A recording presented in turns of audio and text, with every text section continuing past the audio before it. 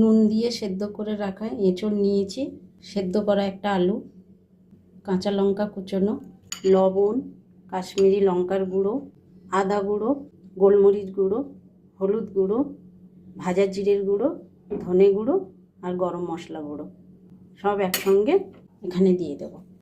Cornflour দেব বাইন্ডিংয়ের জন্য। কড়াইয়ের ডাল ভিজিয়ে রেখেছিলাম, এটা বেটে নিচ্ছি মিক্সিতে। যে কোনো ডাল নিতে পারেন, মসুর ডাল, মুগ ডাল, ছোলার ডাল, আমি অড়হর ডাল নিচ্ছি। ডাল পেস্ট করা হয়ে গেছে, আর ডাল বেটেছিলাম, ডাল দিয়ে দেবো। এঁচড়ের সঙ্গে মাখিয়ে কোপ্তা বানিয়ে নেব। তেল গরম হয়ে গেছে, এবারে কোপ্তাগুলো এক এক করে ভেজে নেব। ভাজা হয়ে গেছে, টিস্যুর উপরে সবগুলো ছেঁকে দেবো যাতে তেলগুলো বেরিয়ে যায় এক্সট্রা।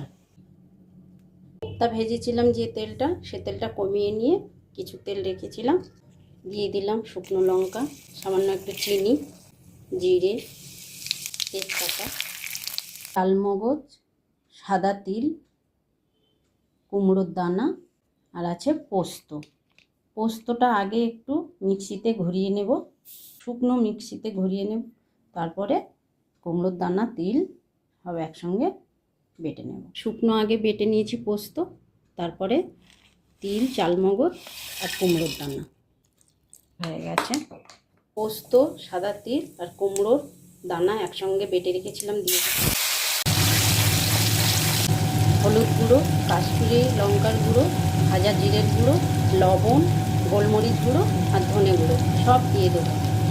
দিয়ে ভালোভাবে কষিয়ে নেব, একটু জল দিয়ে ভালোভাবে কষিয়ে নেব। আদা বাটা, কাঁচা লঙ্কা কোচানো, আবারও ভালোভাবে মশলা কষিয়ে নেব। ভালোভাবে মশলা কষানো হয়ে গেছে, দিয়ে দেবো কোপ্তাগুলো। গরম মশলা বাটা, দেব গরম জল, যে যেমন গ্রেভি খেতে চান সেই হিসেবে গ্রেভিটা রাখবেন।